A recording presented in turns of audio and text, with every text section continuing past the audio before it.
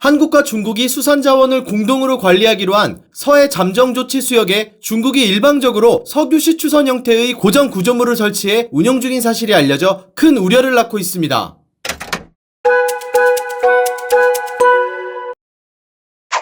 지름 70m에 무게 1,400톤, 중국 민간업체가 설치한 철골 구조물은 설란이라는 이름의 대규모 어업 양식시설이라고 중국은 밝혔는데요.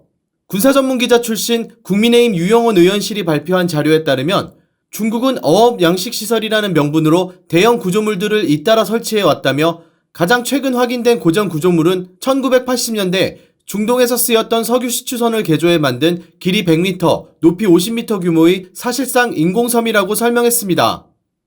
해당 구조물은 헬기장과 감시탑, 통신장비까지 갖춘 것으로 알려졌는데요.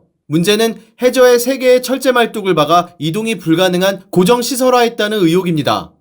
중국은 2014년부터 남중국해 스프레틀리 군도 7곳에 구조물을 이용한 인공섬을 만든 뒤 알파벳 U 형태로 9개의 선을 긋고 영유권을 주장하며 비행장과 미사일 발사대, 항공기 경납고, 레이더 시스템 등을 포함한 군사시설을 건설해 주변 제해권을 장악해 나갔는데요. 중국은 남중국해의 70여 개의 암초를 영토화해 시료 지배하고 있는 말레이시아, 베트남, 대만, 필리핀 등이 설마설마하는 사이 구조물을 점차 늘려 요새화하는 등 영토 분쟁을 일으키고 이 과정에서 인접국이 반발하면 군사적 긴장감 고조, 중국인 관광 중단, 희토류 수출 규제 등 다양한 압박 카드를 꺼내들었습니다. 중국은 남중국해의 제해권 확대에 성공한 뒤 2018년 우리나라 서해에 인공 양식장이라고 주장하는 설란 1호를 설치하기 시작했는데요. 2020년 시설 규모 확대를 확인한 문재인 정부는 해당 구조물과 관련해 외교 경로를 통해 문제를 제기했지만 중국은 어업용이라는 주장만 되풀이하며 시정 없이 구조물 확대를 이어간 것으로 알려졌습니다. 중국은 2022년 시추선 개조형 고정 구조물과 2023년 설란 2호기까지 순차적으로 배치하며 서해 잠정조치 수역에서 통제력을 점진적으로 확대하고 있는데요. 윤석열 정부도 지난해 설란 1호의 남쪽에 설란 2호가 추가로 설치된 사실을 확인하고 주한 중국 대사관을 통한 항의와 조태열 외교부 장관도 한중일 외교장관 회의를 계기로 열린 한중 외교장관 회담에서 구조물 문제를 제기했지만 별다른 변화는 없는 상황입니다. 이런 가운데 지난 26일에는 한국해양조사선 온누리호가 해당 구조물 인근에서 조사활동을 하다가 중국 측 제지로 수시간 대치한 상황이 언론을 통해 알려지며 서해를 둘러싼 중국의 제해권 확대가 아니냐는 우려가 커지는 상황인데요.